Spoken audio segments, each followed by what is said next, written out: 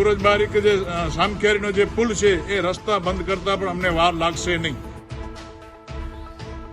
પોલીસને પણ કહેવા માંગીએ છીએ કે માત્ર પોલીસ જે કંપનીઓની જે તમે ચાંપલુસી કરી રહ્યા છો એ બંધ કરી દેજો.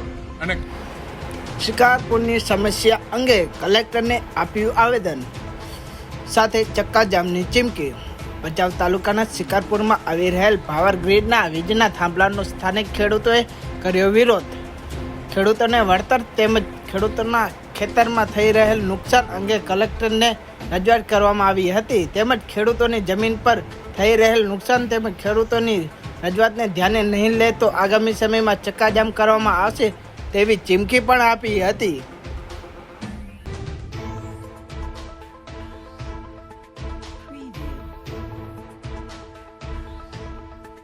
સફાર માંજોટી છે, અધ્યક્ષ કચ્છ જિલ્લા દલિત સેના.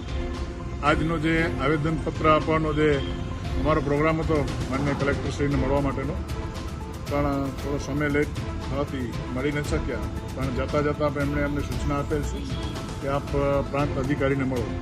પાવર ગ્રીડ કરીને કંપની છે શિકારપુરમાં, અને એ કંપની ખેડૂતોને એમ કહે છે કે અમને કલેક્ટરનો હુકમ છે. અમે માનીએ છીએ કલેક્ટરનો હુકમ છે, પણ કલેક્ટરે જે તમને ગાઈડલાઈન આપી છે, જે નિયમ આપ્યા છે, જે રૂલ્સ આપ્યા છે, એ રૂલ્સ કંપની ફોલો કરતી નથી.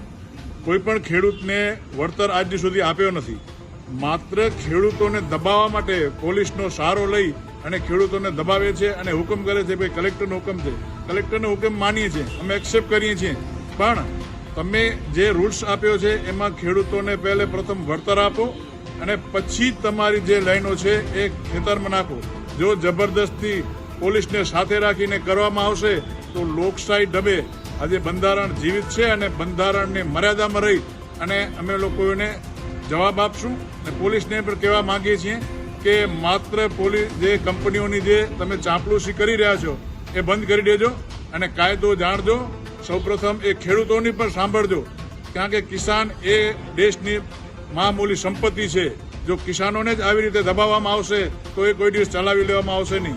આજે અમે કલેક્ટરશ્રીએ કીધો છે અને પ્રાંત અધિકારીને મળશું. જો ન્યાયપૂર્વક અમને ન્યાય નહીં મળે તો આવનાર દિવસોમાં સુરજબારી કે જે સામખિયારીનો જે પુલ છે એ રસ્તા બંધ કરતા પણ અમને વાર લાગશે નહીં.